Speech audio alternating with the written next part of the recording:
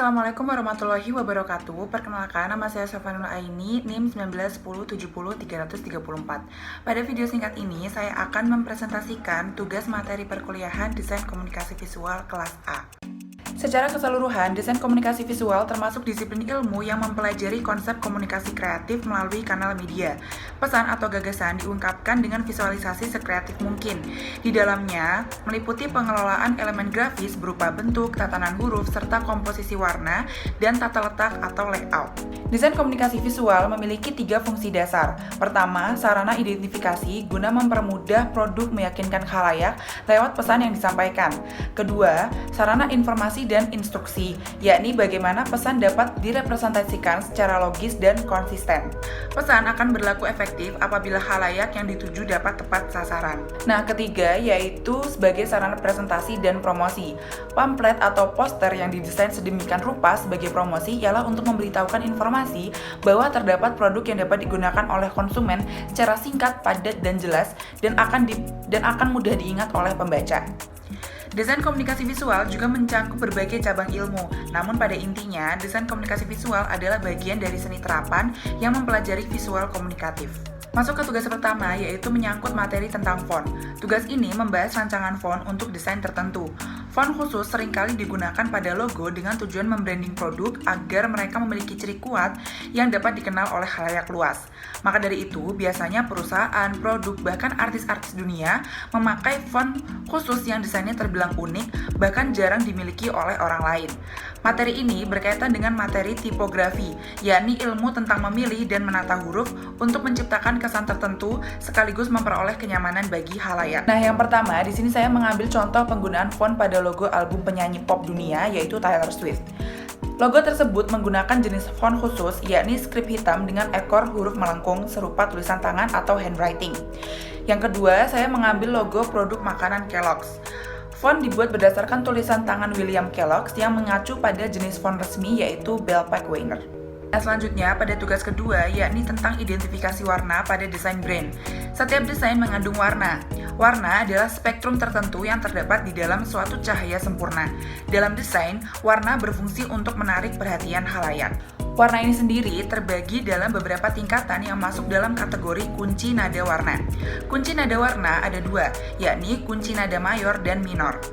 Dalam desain, kunci nada warna berfungsi untuk memberi pengarahan agar seniman dapat berekspresi secara utuh.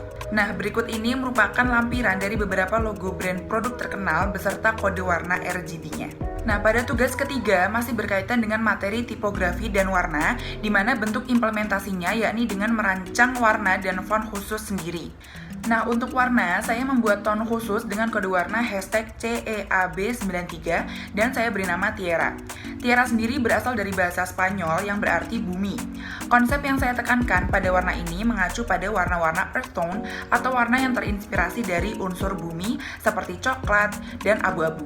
Tierra ini sendiri mengandung pigmen beige dan brownish sehingga perpaduannya menghasilkan tone warna yang sifatnya kalem dan natural. Nah, mengapa saya memilih tone warna ini? Karena saya pribadi sangat menyukai warna-warna kalem yang dapat memberikan kesan serta perasaan hangat, lembut, nyaman, dan elegan. Nah, selanjutnya untuk tone, saya tidak terpaku pada konsep tertentu, akan tetapi font ini mengingatkan saya pada tulisan tangan sewaktu saya masih kecil, di mana font ini dapat mengekspresikan kesan ceria dan riang. Nah, tugas keempat yakni menganalisis unsur desain yang terdapat pada sebuah film. Film yang saya ambil sendiri berjudul Design is Future. Design is Future merupakan film dokumenter yang berfokus pada persoalan bahwa desain dapat menghadirkan inovasi untuk masa depan lebih baik. Film dokumenter ini memaparkan ide serta gagasan dari 15 pembicara internasional yang memiliki pendekatan tersendiri perihal konteks desain, sehingga pembahasan desain dapat dilihat dari beragam perspektif. Filosofi desain adalah kehidupan di masa depan. Dengan adanya desain pada produk yang dijual di pasaran, hal itu akan menciptakan pengalaman atau experience. Interaksi yang timbul antara produk dengan brand akan 10 kali lebih baik berkat hadirnya elemen yang mampu menarik perhatian masyarakat, yakni desain itu sendiri. Desain yang baik akan mempengaruhi tingkat keuntungan atau perolehan dari penjualan produk. Nah, sebelum mendesain sesuatu, ada kalanya kita sebagai perancang desain melakukan brainstorming atau penggalian ide, mendiskusikan brief dengan klien, dan sebagainya. Dengan pandangan yang datang dari beragam isi pikiran individu, desain adalah bagaimana cara agar semua perbedaan perspektif tersebut dapat bersatu menjadi nilai yang utuh. Desain senantiasa berhubungan dengan pola pikir manusia. Desain berbicara tentang pengalaman dan perasaan karena tujuan dari desain sendiri merujuk pada dua komponen tersebut. Pengalaman dan perasaan menjadi elemen dasar dalam diri setiap manusia. Nah, adakah ketergantungan antara desain dan keberadaan teknologi? Jelas ada. Untuk menghasilkan proyek desain yang mumpuni, jelas merancang suatu desain ini memerlukan teknologi yang mutakhir agar persepsi yang ada dalam otak manusia dapat diimplementasikan dalam bentuk real. Tugas kelima yakni membuat ilustrasi dan menganalisis maknanya. Ilustrasi merupakan bentuk hasil visualisasi dari suatu tulisan dengan teknik gambar, lukisan, fotografi, atau teknik seni rupa lainnya yang lebih menekankan pada hubungan subjek dengan tulisan yang dimaksud daripada bentuk. Nah, berikut ini saya membuat ilustrasi sederhana tentang seseorang yang mengidap overthinking atau kebiasaan memikirkan hal-hal yang seharusnya tidak perlu dipikirkan sampai berlebihan. Dapat dilihat dari coretan-coretan asal pada bagian kepala, di mana coretan itu menggambarkan betapa ruwetnya atau betapa kompleksnya isi pikiran seseorang yang sedang mengalami overthinking. Apapun yang dikatakan orang lain akan selalu diingat dan terekam dalam memori, bahkan sulit hilang hingga beberapa waktu tertentu. Nah, tugas keenam yakni membuat ilustrasi dua persepsi yang menampilkan desain dengan dua sudut pandang yang berbeda. Tugas ini sendiri berkaitan dengan materi retorika visual. Visualisasi pada sebuah desain sangat penting guna menggugah ketertarikan audiens. Untuk menciptakan visualisasi yang menarik, maka perancang desain harus memikirkan suatu konsep yang tidak biasa, tetapi masih mengandung makna tertentu yang relevan untuk disampaikan kepada khalayak. Retorika visual atau permainan visualisasi pada desain bertujuan untuk menyampaikan, membujuk, menekankan, atau menyebarkan makna tertentu kepada khalayak.